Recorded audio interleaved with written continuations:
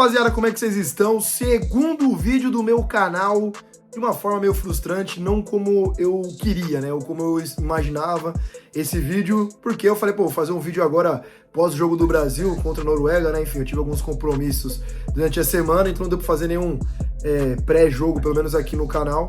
Mas, enfim, dei meus pitacos lá nas redes sociais. Inclusive, você que tá me ouvindo agora, já deixa o seu like aqui no vídeo. Se não me segue nas redes sociais, já me segue lá também, Matheus Quintino, no Instagram e também lá no Twitter. Tá, o Twitter eu uso menos, mas no Instagram eu tô sempre muito ativo lá. Fiz uma análise ali também pós-jogo, mas aí de uma forma mais rápida, né, ali em Reels, depois da eliminação do Brasil de ontem. E também um conteúdo lá que eu faço com a torcida, caso você goste desse tipo de conteúdo. E, enfim, conteúdo mais curto também. Família, é aquilo, né? Eu pelo menos sou uma pessoa que eu fico 4 anos falando.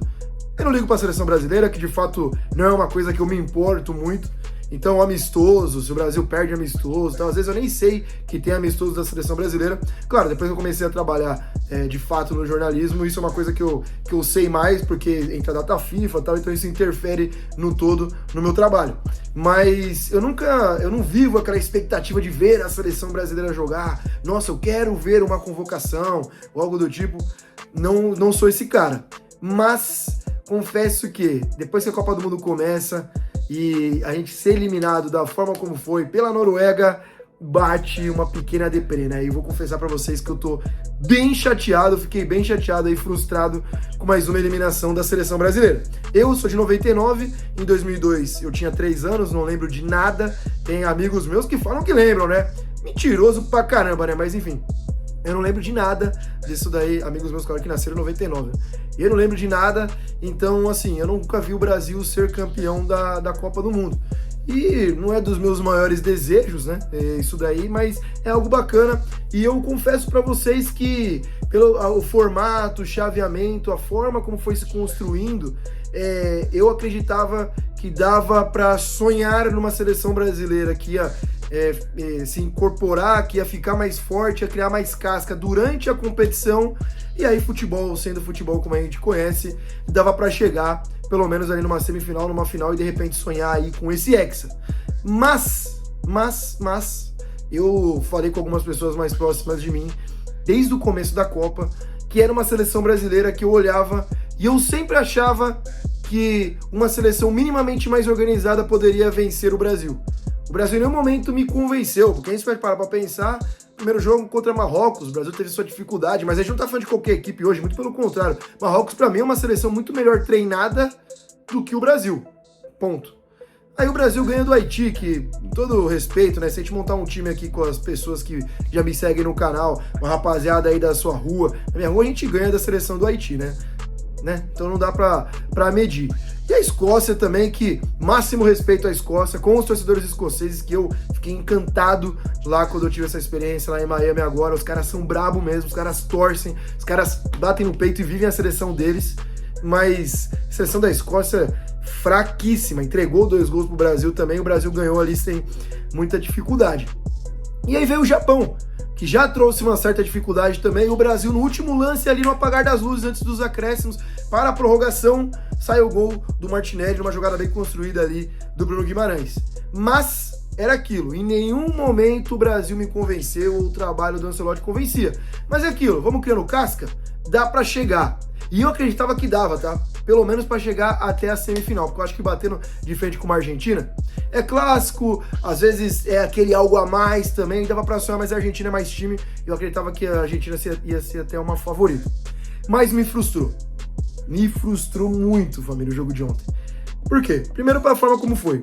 O Brasil, pra mim, é mais time que a Noruega, tem mais qualidade, tem mais peças, só que pecou muito na falta de eficiência. E aquilo, né? No futebol, eficácia, eficiência, coisa que o técnico do Palmeiras, o Abel Ferreira, fala bastante, né? Faz a diferença no futebol e sempre vai fazer. Agora, falando precisamente sobre o jogo, o Brasil em nenhum momento, no primeiro tempo, me empolgou assistindo o jogo ali, né? Eu tava assistindo o jogo na Avenida Goiás, aqui em São Caetano, inclusive cara, que clima, né? Climaço, assim, todo mundo unido ali pelo Brasil e tal. Clima muito da hora ali, foi bem bacana mesmo assistir o jogo ali com a galera ali na rua, o telão e tal. Mas um primeiro tempo que pouco empolgou, muito pelo contrário, a Noruega, com 2 minutos, eu acho, do primeiro tempo, faz um gol impedido, né? Primeiro ataque, praticamente, gol impedido ali. Ali já deu pra ver que a gente poderia sofrer um pouco. Mas ali o Brasil demorou um pouco, mas entrou na partida, teve uma chance com o Vini Júnior e tem o pênalti.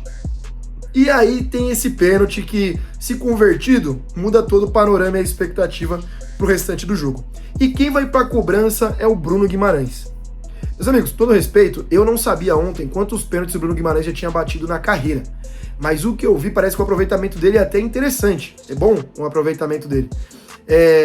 Só que, com todo respeito, e eu não tô querendo aqui causar polêmica vazia ou algo do tipo, mas, pra mim, numa situação como essa, na Copa do Mundo como estava se desenhando, pelo protagonismo que estava se criando em cima dele, pra mim era o Vinícius Júnior que tinha que ir lá e bater.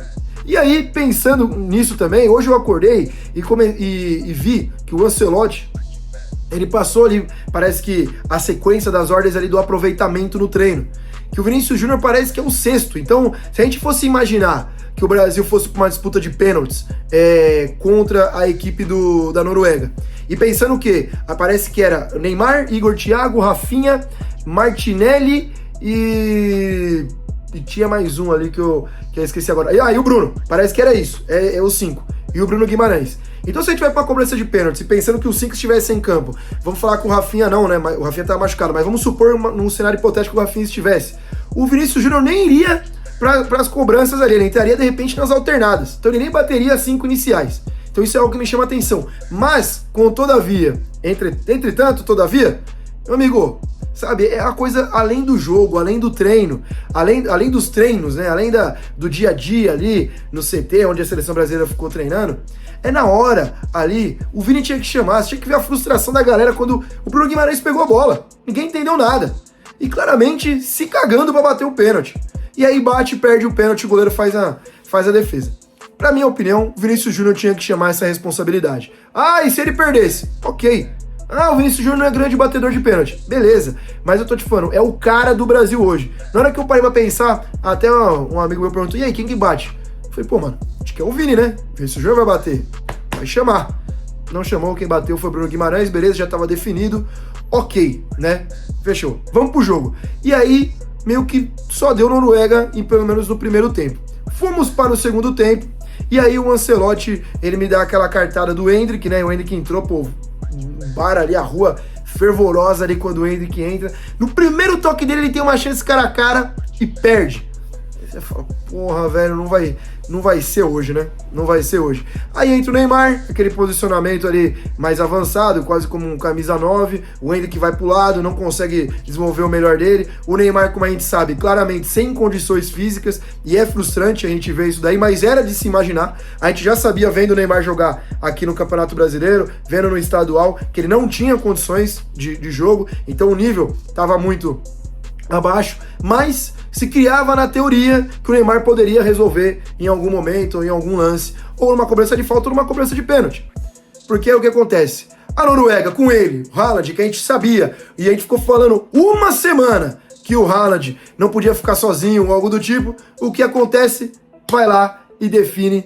E dois lances dele praticamente, um de cabeça e um ali que ele não foi bem marcado, ele consegue definir o jogo. No finalzinho tem um penal, o Neymar vai lá, bate o pênalti como era de se esperar. Eu até brinquei nas redes sociais, né? Mijou no goleirão ali, aí fala, nossa, adiantou alguma coisa? Não adiantou nada, mas o Neymar faz isso que é de costume, né? Todo pênalti que ele bate, ele acaba dando uma humilhada no goleiro ali, porque os pênaltis do Neymar é brincadeira, talvez dificilmente alguém bata pênalti melhor que ele, né? Aí ele tem a discussão, aquele debate com o goleirão, que, né, não precisava, isso é um fato aí, não precisava aquilo, mas, cara, é aquilo, o Brasil cai na Copa do Mundo de uma forma frustrante. A gente vê o The Last Dance do Neymar sendo também frustrante, assim, é um debate dele com o goleiro, é uma trombada com o Odegaard ali, né, o estilo Neymar, assim de ser, mas muito pelo contrário, a culpa não é dele, da eliminação, tem muitos aí pra gente pontuar à frente dele, como por exemplo, pra mim o senhor Carlo Ancelotti, que eu falei nas redes, eu vou falar aqui, o trabalho dele é medíocre, o trabalho dele em nenhum momento empolgou, ele ficou uma semana treinando e se preparando para o jogo de ontem, e o Brasil não conseguiu mostrar nada de melhor do que já tinha mostrado no jogo contra o Japão. Ah, Quintino, mas o ciclo é ruim, Quintino, mas Sim, o ciclo foi péssimo, e isso é muito culpa da CBF. Mas a gente vê o técnico, por exemplo, de Marrocos, o técnico da Inglaterra, os caras que chegaram aí praticamente agora, também, com até menos tempo de trabalho que o Ancelotti, que já tá, acho que é 1 ano já na seleção brasileira, à frente do trabalho, e tem mais evolução, tem mais gás, né? Tem um trabalho ali melhor. E o trabalho do Ancelotti, no resumo, pra mim, é ruim.